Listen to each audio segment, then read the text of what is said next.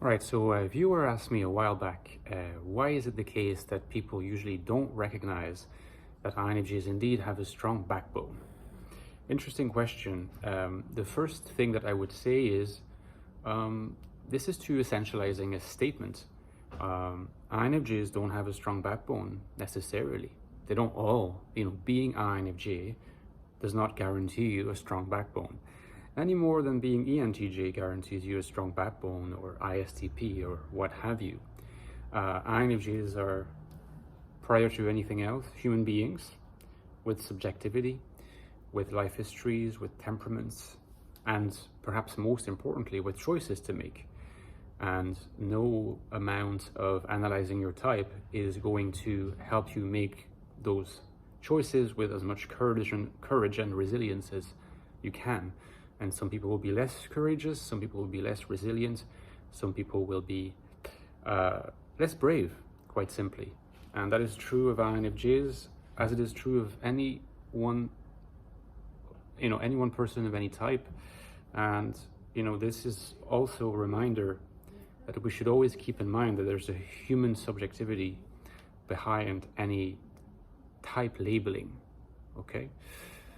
So that's the first point. But it is true, nevertheless, that it's frequently the case that INFJs have quite a bit of resilience, but this is not recognized. At least it doesn't seem to be recognized very much by other people, whether online or offline in the real world.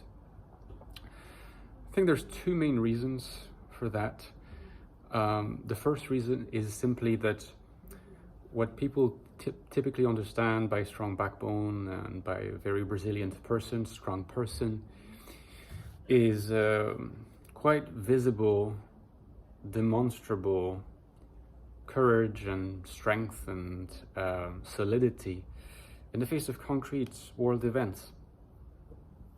And this is not necessarily something that INFJs will display in a particularly ostentatious manner. Importantly, it is probably the case that among the 16 types, INFJs have to deal more than average with a great deal of psychic conflict. And I've made this point quite a bit in my recent output with my particular postulate.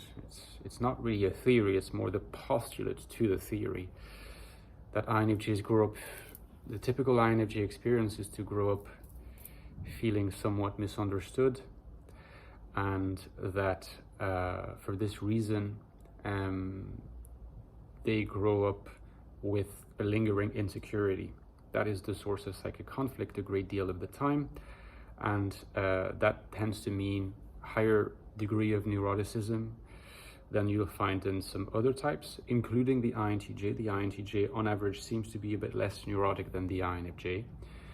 And that in the face of this psychic conflict, that INFJs can still do so much is admirable, is brave, and is in itself a sign of resilience. But people in the outside, from the outside, people can't see the psychic conflict because that's internal. And so the resilience is not appreciated. The other reason has more to do with the online communities who are aware of the INFJ, who are aware of the conceptualization around types and so forth. This is something that I've talked about a lot in my latest book, The Infinite Soul, on INFJ Life in Modern World. Concretely, what can we say about living as an INFJ in the world today? Get the book if you haven't yet at the link below, first link. INFJs have to somehow coexist. Real flesh and blood INFJs have to coexist with their idealization. This idealization of the INFJ personality with all these magical traits that is so discussed so much in the literature, partly because so many prestigious historical individuals, including Carl Jung himself, are seen as INFJs. So there's this massive idealization of what INFJs are like, next to which the real INFJs of flesh and blood seem to pale in comparison. But that's not because they're pale, that's because they're having to coexist with this completely idealized projection.